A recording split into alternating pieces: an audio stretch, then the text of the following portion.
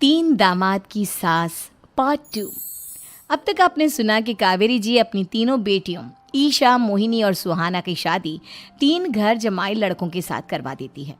उन्हें लगता है कि ये लड़के शायद घर का कामकाज संभाल लेंगे, लेकिन उनके तीनों घर जमाई बहुत आलसी थे। वो नौकरी भी नहीं करते थे और बाहर का काम भी नहीं।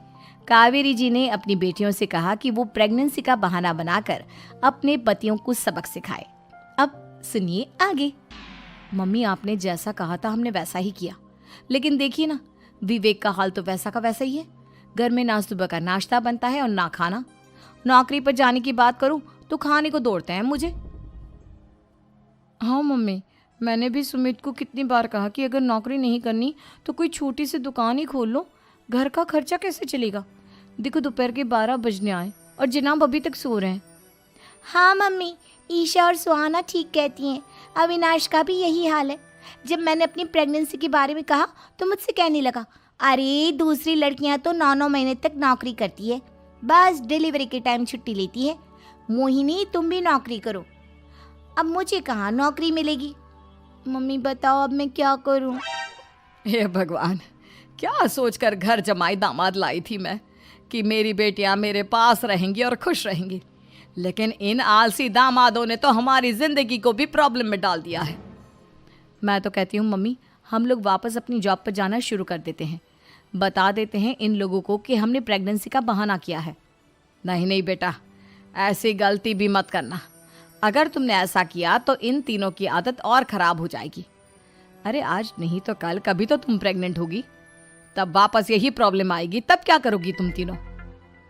हाँ मम्मी, आपकी बात तो बिल्कुल सही है। इन लोगों को तो सुधारना ही पड़ेगा। लेकिन कैसे?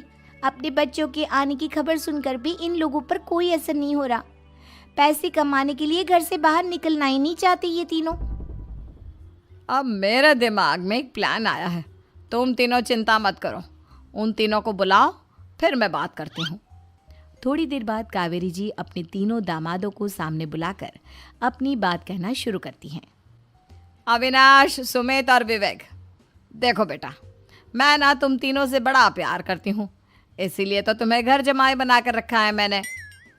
अरे मम्मी जी, सीधे सीधे कहिए ना, क्या बात है। प्यार तो हम भी आपको बहुत करते हैं।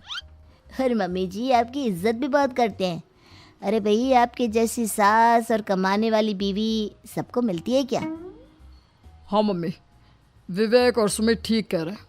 आपकी बेटी से शादी करके मेरी तो ज़िंदगी ही अच्छी हो गई है। जानती हूँ मैं, और ये भी जानती हूँ कि तुम तीनों अपने अपनी बीवियों से बहुत प्यार करते हो। बेटा, बात ऐसी है कि हमारे कुल गुरु ने कहा है कि प्रेग्नेंट होने के बाद मेरी तीनों बेटियाँ शुरू के 4 महीने हमारे गांव में जाकर रहेगी, जहाँ मेरे चाचा जी रहते हैं। अरे लेकिन क्यों मम्मी, गांव में जाकर रहने की क्या ज़रूरत है इन तीनों को। वो क्या है ना बेटा, हमारे परिवार को एक श्राप है। अगर मेरी बेटियों ने यहाँ पर बच्चा पैदा करने की कोशिश की तो उनके बच्चों को कुछ भी हो सकता है। इसलिए अब से लेकर 4 महीने पूरे होने तक इन्हें गांव वाले घर में रहना पड़ेगा। हाँ तो इसमें प्रॉब्लम क्या है मम्मी जी? हम भी वहाँ जाकर रहेंगे, पिकनिक मनाएंगे। अरे भाई, बीवी जहाँ हम भी वहाँ। हाँ यार, आइडिया तो बहुत अच्छा है। शहर की ज़िंदगी में रह रहकर परेशान हो चुके हैं, अब कुछ दिन गांव में बिताएंगे। तुम लोग समझने की कोशिश क्यों नहीं करते। तुम में से कोई भी वहाँ नहीं जा सकता, और मैं यहाँ रहूँगी ना तुम तीनों के साथ। 4 महीने की तो बात है, उसके बाद ये तीनों ही लौट कर आ जाएंगी। ठीक है मम्मी जी, अब हमारे बच्चों का सवाल है तो ये तो करना ही पड़ेगा। कावेरी अपनी तीनों बेटियों को कुछ दिन के लिए घर से बाहर कहीं दूसरे शहर में रहने के लिए भेज देती है। कुछ दिनों के बाद, अरे मम्मी जी, बहुत दिन से पिज्ज़ा नहीं खाया, मंगवाइए ना। क्या बताऊं बेटा, पहले तो बेटियां खर्चा दे देती थी क्योंकि उनकी नौकरी थी, लेकिन अब तो मेरे पास पैसे ही नहीं बचे। थोड़े बहुत पैसे हैं जो बच्चों की डिलीवरी में काम आएंगे। लेकिन मम्मी जी, आपकी बेटियों को वापस आने में तो अभी बहुत वक्त बाकी है। वही सोच सोच कर परेशान हो रही हूँ। सोच रही हूँ कल से दूध भी बंद करवा देती हूँ। अब दूध वाले को देने के लिए पैसे भी तो नहीं है ना। अरे नहीं नहीं मम्मी जी, अगर दूध भी बंद करवा दोगी तो मुझे चाय कहाँ से मिलेगी? और चाय के बिना मैं तो मर ही जाऊंगा। क्या करूं बेटा, इसके अलावा हमारे पास कोई ऑप्शन नहीं है, मेरे पास पैसे ही नहीं बचे।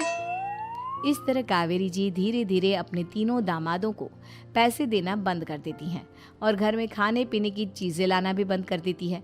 अब वो तीनों बुरी तरह से परेशान होने लगे थे और इसलिए एक दिन तीनों प्लान करके घर से बाहर निकलते हैं और बाजार में जाने के बाद यार अच्छा खाना खाए हुए कितने दिन हो गए, पता नहीं कब अच्छा खाना मिलेगा। हमारी बीवियों के जाने के बाद तो हमारी हालत भिखारियों जैसी हो गई है यार। कुछ भी हो, मुझे तो आज पिज्ज़ा खाना ही खाना है। जेब में 1 रुपया नहीं और पिज्ज़ा खाएगा, कहाँ से आएंगे पैसे? अरे देख वहाँ सामने बोर्ड पर क्या लिखा हुआ है, कंप्यूटर पर काम करने के लिए एक आदमी की आवश्यकता है। भाई मैं तो जा रहा हूँ, काम करूँगा और शाम तक पैसे लाकर आराम से पिज्ज़ा खाऊंगा। जा जा, तुझे कोई काम नहीं देने वाला, हम तो घर जा रहे हैं। चल भाई सुमित। सुमित और अविनाश वहाँ से चले जाते हैं और विवेक उस कंप्यूटर शॉप पर सारा दिन काम करके 5,000 रुपये कमा कर घर लौट कर आता है और अपने खाने के लिए अच्छी अच्छी चीज़ें भी लेकर आता है। ये देखकर विवेक और सुमित के दिल में भी कुछ पैसे कमाने की इच्छा जागती है। अरे सुबह सुबह कहाँ चल दिए तुम? मम्मी जी एक बहुत अच्छी जगह मिली है, कंप्यूटर पर काम करने के 5,000 मिले थे कल मुझे। अगर रोज़ काम करूँगा तो पूरे 40,000 की तनख्वाह। अरे वाह, ये तो बहुत अच्छी बात है दामाद जी, आपको जाना ही चाहिए। सुमित और अविनाश विवेक को इस तरह तरक्की करते देखकर परेशान हो जाते हैं और वो दोनों भी काम की तलाश में निकल पड़ते हैं। धीरे धीरे उन दोनों को भी काम मिल जाता है। अब कावेरी के तीनों दामाद छोटी मोटी नौकरी करके अच्छा पैसा कमाने लगे थे। एक दिन कावेरी उन्हें अपने पास बुलाती हैं। अरे वाह, विवेक 40,000 कमा लेता है, अविनाश 60,000 और सुमित तुम भी 40,000 के आसपास कमा ही लेते हो। कुल मिलाकर तुम अच्छे खासे पैसे कमा रहे हो बेटा। हाँ मम्मी जी, बहुत मज़ा आता है जब महीने के एंड में मोटी रकम हाथ में आती है। पूछिए मत मम्मी जी, घर में रहकर रोटी बना बना कर और तो जैसा महसूस होने लगा था मुझे तो। हाँ बेटा, तुम तीनों की बात तो बिल्कुल ठीक है और जानते हो अब तुम तीनों की पत्नियां भी वापस लौट कर आने वाली है। लेकिन मम्मी जी अभी तो उन्हें गए सिर्फ 2 महीने हुए हैं, आपने तो कहा था वो 4 महीने के बाद लौट कर आएंगी। ऐसा कुछ नहीं है बेटा, मैं सिर्फ तुम तीनों को सबक सिखाना चाहती थी कि आदमी घर में बैठकर बीवी की कमाई खाता हुआ अच्छा नहीं लगता। इस दुनिया में हर इंसान को मेहनत करनी चाहिए, काम करना चाहिए, चाहे वो औरत हो या आदमी, ताकि अपने परिवार को संभाल सके। कावेरी की बात सुनकर उन तीनों को अपनी गलती का एहसास होता है और कावेरी उन्हें सच बता देती है कि ईशा, सुहाना और मोहिनी शहर में ही कहीं दूसरी जगह रह रहे थे। शाम के वक्त उन तीनों की पत्नियां लौट कर आ जाती है और कावेरी जी का परिवार एक खुशहाल परिवार की तरह रहने लगता है।